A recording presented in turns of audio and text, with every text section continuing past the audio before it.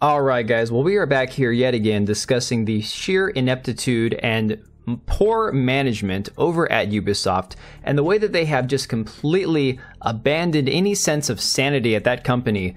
It's truly a thing to behold. These people have lost their minds, they've lost their way, they have lost their ability to just produce good games in a rational amount of time that are going to appeal to a mass market and of course not burn out their employees in the process. This is a company, Ubisoft, that truly needs to go away for the good of humanity. So, if you have not seen, Ubisoft's Prince of Persia Lost Crown team has reportedly been disbanded after the disappointing sales from this side-scrolling Metroidvania type game.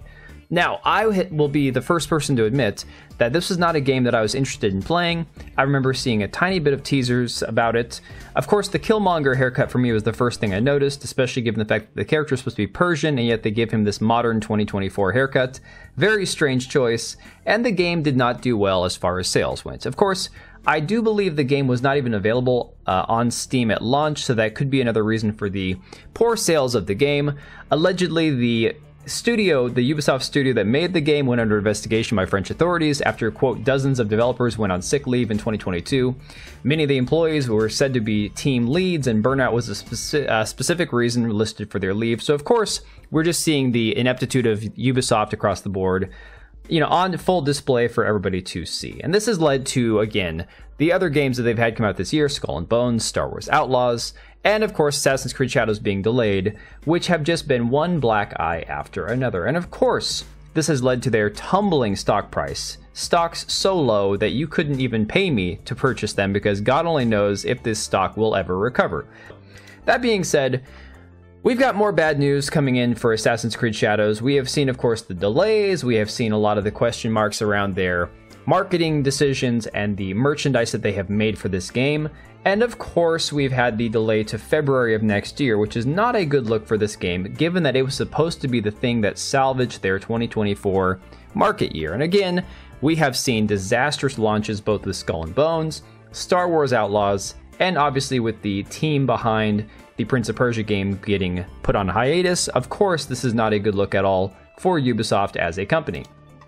A lot of this stems back to their merchandise that they tried making for this game, their collector's editions with the stolen flags from the reenactment groups, and of course, this brain-dead move to have a one-legged Torii Gate as a collectible figurine, given the fact that there is only one Torii Gate in Japan that only has one leg, and of course it's a World War II memorial at this point from the nuclear blast that completely wiped out thousands of people in their lives and their livelihood and their home and their city. So this has led Pure Arts, the company that is making this Torii Gate figurine, to essentially pause everybody's pre-orders and say, okay, we're going to rework this to make something that's less of a slap in the face to Japanese people, that's something that's actually going to be worth the money you're going to pay for and isn't going to be pissing all over Japan and Japanese gamers as a whole. So again, this is just one more bad decision that Ubisoft has been attached to that has made them look like completely terrible people that they are, and you just love to see it. So this has led to where Assassin's Creed Shadows is now apparently canceling early access for the game, as well as lowering the price for the Collector's Edition by $50. And remember, the Collector's Edition is the edition that has the stolen flag from the reenactment group in the bonus material with the booklet.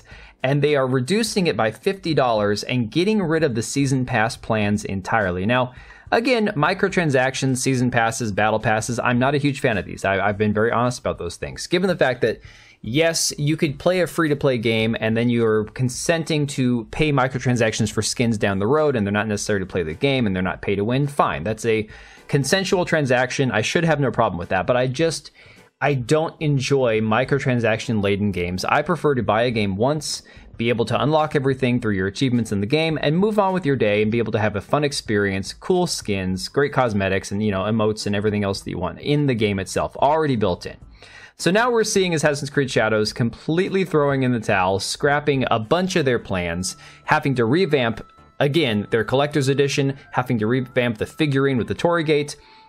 things could not look worse for them right now. But then it gets better, and we'll get into that in just a quick moment after a word from this video's sponsor, Instant Gaming.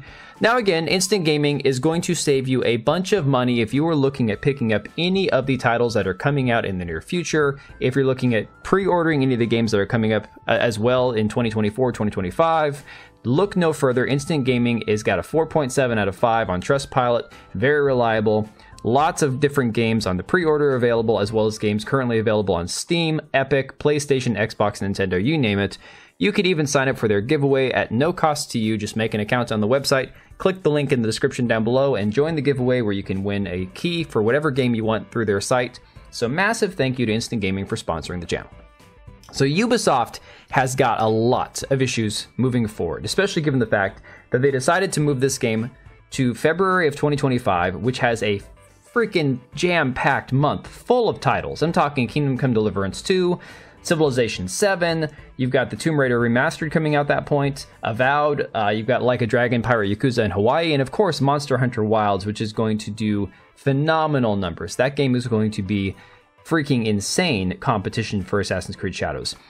But I want to focus on Kingdom Come Deliverance 2, because this has been a title that a lot of us in this so-called culture war, this anti-woke, anti-DEI movement, have been focusing on, given the fact that Kingdom Come Deliverance was a game that was made by people who did not hate gamers, did not hate the fans, and as such has been garnered by such sites as Reset Era, and of course different Reddit threads, as being a haven for the alt-right and for the white supremacist movement and for, white nationalists and stuff. And it's like, guys, this is pathetic. You guys are creating a boogeyman that doesn't exist. It is purely a great game that tells a great story through a historical lens, like a lot of the Assassin's Creed Shadows have tried to do, or Assassin's Creed titles have tried to do in the past, without preaching to people and lecturing them. And the problem is these people don't understand that because they think they need to see politics injected into everything. So a lot of what caused this was this Kotaku article from 2015, My E3 Meeting with a Pro Gamergate Developer. And this is in regards to an interview that Stephen Totilo had with Daniel Vavra of Warhorse Games. And of course, Warhorse Studios is the one that made Kingdom Come Deliverance, which is a fantastic game I'm still currently playing through. Set in 15th century Bohemia, the game is done very well from a very authentic perspective. The combat is very brutal, it's very difficult to get good at. Of course, there's endless amounts of choices to make in the game, and the game is very quote-unquote diverse, but done in a historically accurate way, to where you don't just have random diversity injected, you meet different people of different backgrounds, but it's not 2024 diversity, if you catch my drift. So this has led to a lot of backlash, a lot of anger at this gentleman, Daniel Vavra, and his studio, and given the fact that he said things such as, the future of our business is at stake, and quote, progressive media are destroying it with their hateful narrative, hashtag Gamergate, again a tweet from 2014, has put a target on his back in the mainstream media. This of course is a gentleman who in 2018 had to have articles come out even where he had to explain his perspective and where he was coming from, given the fact that there was such a poor image of him painted by the media. So it says, speaking at Reboot Develop today, co-founder and creative director Vavra disputed the notion that the game might be a vehicle for his own political views. The developer had been associated with the Gamergate movement, often described as a, quote, hate group, and has been known to oppose social justice warriors and feminists via social media. I wrote 10% of the game, he clarified. 6 other people wrote it with me. There's an anarchist sitting with me in the office, there are liberal guys sitting with me in the office, so it has no propaganda because there are more people with the opposite political views to what I have in the same office. We didn't kill each other, we're able to cooperate, so it's ridiculous. They wrote the game like 90% of it. Yeah, I wrote the heart of the main story, but 90% of the actual writing is done by someone else. So even if I wanted it, it would be quite tough to force all these people to do something against their will. It doesn't work like that. We have an open, flat-like structure to companies, so anybody can tell me to F off, basically, which I think is fantastic that he is that forthcoming with the media, despite the fact that the media has done everything they can to paint an awful picture of this man and his game. But the latest battle this game is going to have might not be the media or the portrayal that they have had in, public spheres like Reset Era and Reddit, but in the fact that they have chosen, apparently, to use Denuvo on PC. Now, again, many people, myself included, up until a couple of years ago would have been like, what's the big deal? I don't even know what Denuvo is. But apparently this is something that is going to create quite a stir, especially among PC gamers, who have been looking forward to this game. So, according to DSOgaming.com, it says Kingdom Come Deliverance 2 is a game that a lot of PC gamers have been looking forward to. However, it appears that the game may use the Denuvo anti-tamper tech. The Steam curator Denuvo Games shared the following image. According to it, KCD2, so of course Kingdom Come Deliverance 2, will use Denuvo and it will not come out on GOG, which is unfortunate because GOG, again, is a launcher, a retail outlet like Steam, where you can purchase your digital files, digital games, and, launch your games through that. And up until now, GOG has been one of those ones that does not require Denuvo on a lot of the games that they sell. So it's been a nice alternative. For what it's worth, the official Steam store page does not list Denuvo, at least for now. However, Deep Silver has used Denuvo in some of its PC releases. For example, Dead Island 2 did use Denuvo and ran great on PC when it came out. Thus, I won't be surprised if the game ends up using it. And of course, you can see the image that they had shared down here from this curator page. It says, "Hello, thank you for reaching out to Kingdom Come Deliverance 2 support. We understand you have a few queries regarding the game. We're happy to provide some clarification regarding your questions about the game. GOG availability? No, the game will not be available on GOG from day one. Offline mode, yes, you can enjoy the game from start to finish in offline mode on PC, but it will require occasional connections as per the platform's rules and Denuvo. On activation, the game will adhere to the rules of the platforms purchased on Steam, Epic, etc., as well as Denuvo." So I think that right there has affirmed via this Steam curator group that it will be a game that uses Denuvo moving forward. And again, a lot of people still say, well, what's the big deal with that? What's the problem? Well, here's the issue. And there's this fantastic article from How to Geek that kind of breaks it down really well. What is Denuvo and why do gamers hate it? Essentially, Denuvo is an anti-piracy or DRM solution that some developers include in their games. It has been known to hurt game performance, making the gaming experience worse.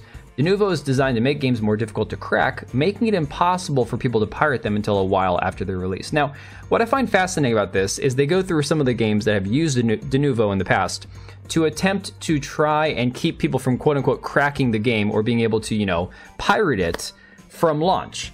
Ironically, it doesn't work that well. So apparently with certain games, like Doom, it was cracked on release day. Sonic Mania was cracked a week after release. Hogwarts Legacy only took 11 days to be cracked. Meanwhile, Assassin's Creed Origin took about 99 days. And again, the biggest complaint people have is not about piracy. It is about the fact that even developers have admitted that this software, this anti-tamper technology, affects the quality of the gameplay. So a lot of developers will say, oh no, it has no effect on it whatsoever. The director of Tekken 7 blamed Denuvo's DRM for performance problems in the PC version of the game, a rare case where a game developer rather than merely a player knocked Denuvo. Some game developers have removed Denuvo from their games after release. Overlord Gaming ran some benchmarks on the with Denuvo and without Denuvo versions of these games. As Extreme Tech notes, Denuvo causes performance issues in nearly every tested game. From longer load times to frame rate drops, Denuvo's protection appears to slow things down. Performance sometimes improves by 50% after Denuvo is removed by the developer. So I think people have a legitimate complaint when it comes to Denuvo being included in the game on launch, especially a game where I get it. People put in anti-cheat software for multiplayer games to keep people from hacking as best they can. That to some degree makes sense. But unfortunately for this, to try to buy themselves a couple of days after launch to keep people from pirating their game when ultimately people are going to pirate it either way, you can never avoid that, you can't change that, and causing massive performance drop for a lot of people, even if you're using a competent setup, a competent build, it's absolutely insane. So I think that this is a legitimate issue and concern for a lot of people. I honestly don't know how much this is going to affect the sale of this game. For me personally, this is not a deal breaker. I was looking forward to this title. I'm going to pick it up so we can stream it here on the channel. But I know for a lot of people, this is going to be like one bridge too far. So let me know what you guys think about all this down below. Share your thoughts in the comments, and I will catch you guys on the next one. All right, and if you made it this far, thank you so much for watching the video. Thank you for being here. I do have two channels, Minimal Effort Podcast, as well as my gaming channel. I do have a Twitch and Kick for my gaming channel. We do live streams over there occasionally, maybe once a week. And then if you are in the market for a new PC, make sure to check out Meta PCs. Click the link I have down below. Use code TBO at checkout for a special discount. Thanks again for watching, and I will see you next time.